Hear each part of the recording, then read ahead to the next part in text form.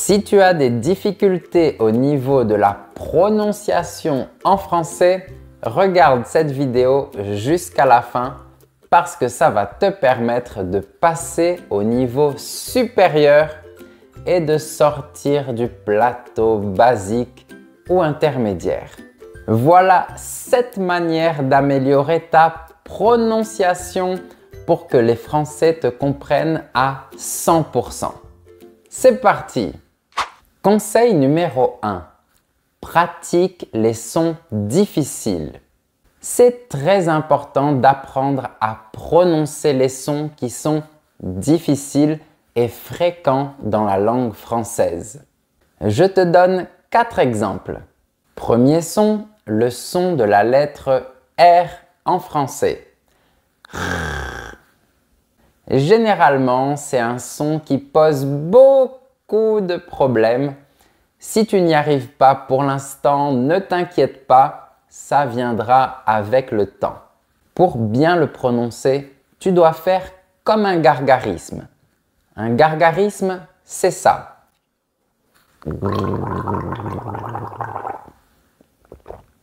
Bon, après, tu peux avaler l'eau et faire la même chose.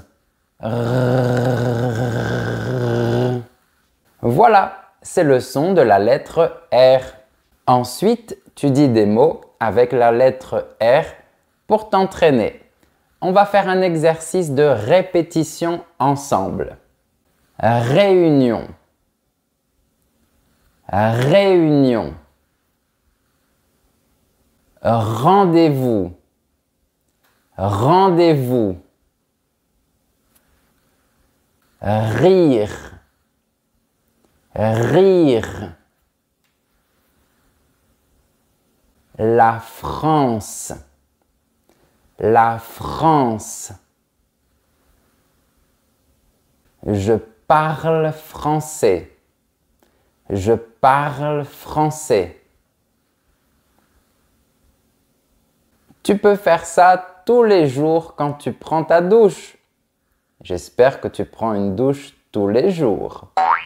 Utilise l'eau pour faire un gargarisme et pour bien comprendre le point de contact. Deuxième son difficile. En.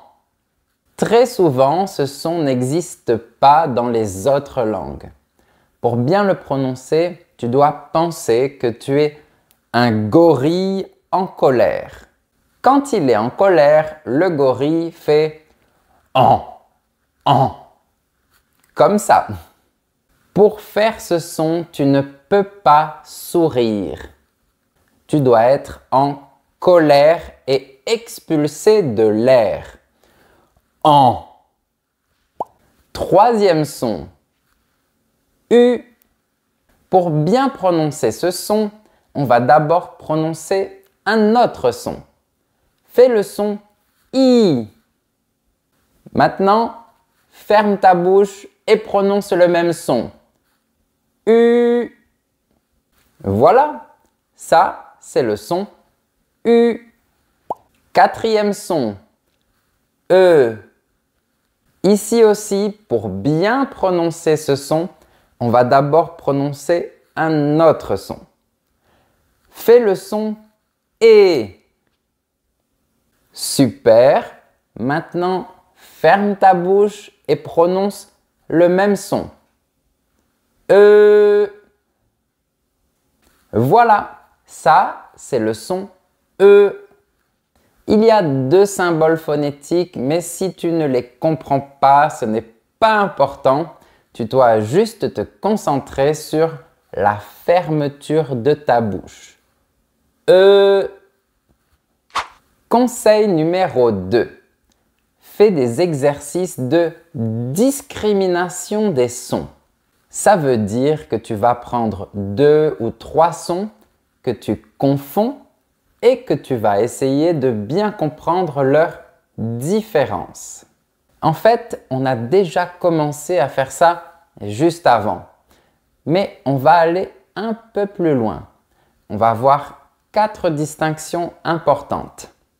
Premièrement, on va commencer par la lettre E, qui doit être prononcé différemment en fonction des accents. Généralement, ce sera comme ça. Quand on a la lettre E sans accent, on dit E. Quand on a la lettre E avec un accent aigu, on dit E. Quand on a la lettre E avec un accent grave, un accent circonflexe ou un tréma, on dit E. Donc, généralement, c'est comme ça. E, E, E. Il faut surtout faire très attention au son E qui peut changer le sens de la phrase. Je te donne un exemple. Je répète, je répète. Si tu dis « je répète », ça veut dire que tu dis une chose une fois de plus. Mais si tu dis « je répète », ça signifie que tu pètes une fois de plus. Et le verbe péter signifie évacuer des gaz qui ont une mauvaise odeur. Donc, pour éviter ce genre de problème, tu peux faire cet exercice de discrimination. E, et, est, je répète, je répète. Mais si tu veux plus de détails sur la lettre E et les accents, je te laisse le lien de ma vidéo sur ce sujet dans la description. Deuxièmement, il faut distinguer le son en et le son un. Le premier son, c'est celui du gorille, en. Et on peut le représenter de différentes façons. EN, AN, EM et AM. Rappelle-toi qu'il faut être en colère pour le prononcer. En. Le deuxième son, c'est un grand sourire. Un. Et on peut le représenter de beaucoup de façons, comme UN, IN, AIN ou EIN, par exemple. Maintenant, on va faire l'exercice de discrimination. Répète après moi. Le vent, le vin. Le banc, le bain. Le gant, le gain. Le sang, le sein. Troisièmement, il faut distinguer le son OU et le son U. Généralement, le son des lettres O plus U est facile pour les non-francophones. On dit OU avec la langue en arrière. OU. Mais le son de la lettre U, prononcé U, pose quelques problèmes. Mais c'est très facile. Il suffit de faire le même son qu'avant, mais il faut mettre la langue en avant. U. Le cou, le cul. La joue, le jus.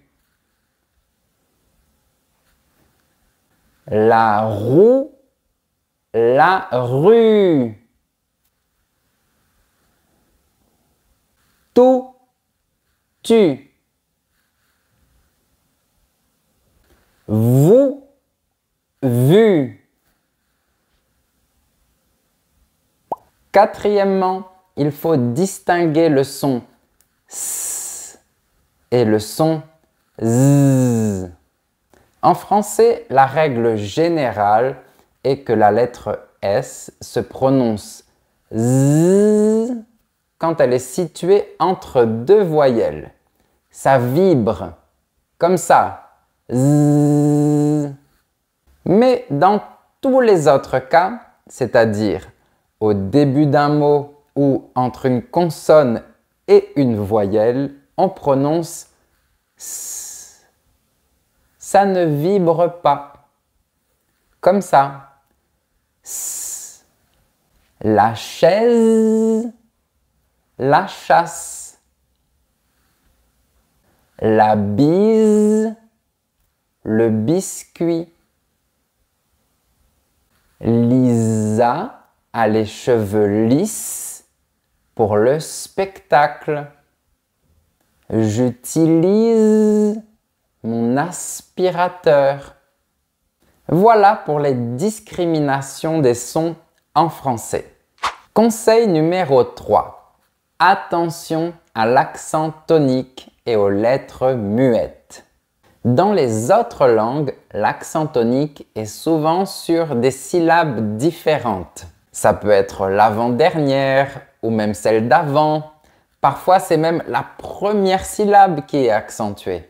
Mais en français, c'est très facile. On force toujours la dernière syllabe et la fin de la phrase. Valentin va voyager au Royaume-Uni avec ses amis. Remarque qu'on force la dernière syllabe et on tombe sur la fin de la phrase. Valentin va voyager au Royaume-Uni avec ses amis. Super simple, mais il y a une petite difficulté. Il y a beaucoup de lettres qu'on ne prononce pas à la fin des mots. Donc, il faut forcer la dernière syllabe, mais on ne doit pas prononcer certaines lettres finales. Voilà des exemples. Thomas apprend plusieurs langues. Il pleut tout le temps. Julie et Marie achètent des tulipes. Tu vois, on force la syllabe finale, mais s'il y a des lettres qu'on ne prononce pas à la fin, on force juste avant. Pour t'aider, voilà les lettres finales qu'on ne prononce pas généralement. S, T, D, X, P, TS, DS, PS, E, ES et ENT de la troisième personne du pluriel. Conseil numéro 4. Écoute la bonne prononciation des mots et essaye d'imiter ce que tu entends. Si tu ne sais pas vraiment comment prononcer un mot, c'est très facile. Tu peux aller sur larousse.fr et appuyer sur le petit haut-parleur pour écouter la bonne prononciation. Ensuite, tu peux essayer de répéter le mot de la même façon. Tu peux aussi le faire sur Google Translate si tu veux. Et si tu comprends les transcriptions phonétiques, je te recommande le site Word Reference, qui est vraiment excellent. Conseil numéro 5. Enregistre-toi. Une chose qui peut vraiment t'aider, c'est d'enregistrer ta voix sur ton portable. C'est marrant parce qu'on ne se rend jamais compte de notre propre voix et de la façon dont on parle. Et quand on s'enregistre, on commence à prendre conscience de sa prononciation, de son accent et des points à améliorer. Par exemple, peut-être que tu remarqueras que tu prononces le T à la fin des mots, alors qu'il ne faut pas le faire. Peut-être que tu remarqueras que tu ne forces pas assez le R et que tu as besoin de prendre plus de douche pour pratiquer le son R. Bref, c'est très important pour que tu puisses te corriger. Conseil numéro 6. Ce conseil est le plus important. Il faut articuler et parler fort. Bon, tu vas pas crier, mais il faut que ton interlocuteur comprenne bien les sons qui sortent de ta bouche. Très souvent, les élèves ont peur de parler et ils ont tendance à ne pas articuler et à parler à voix basse. Il faut faire tout le contraire. Il faut que tu articules bien chaque son de chaque mot et que tu ouvres bien la bouche pour prononcer tes phrases. Tu peux exagérer un peu les sons au début, c'est normal. Par exemple, ne dis pas « Je voudrais un café s'il vous plaît ». Dis « Je voudrais un café s'il vous plaît ».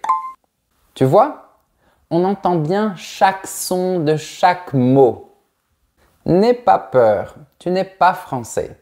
Ce n'est pas grave si ce n'est pas parfait. Avec le temps, tu parleras de mieux en mieux. Conseil numéro 7. Je te conseille de parler avec un natif.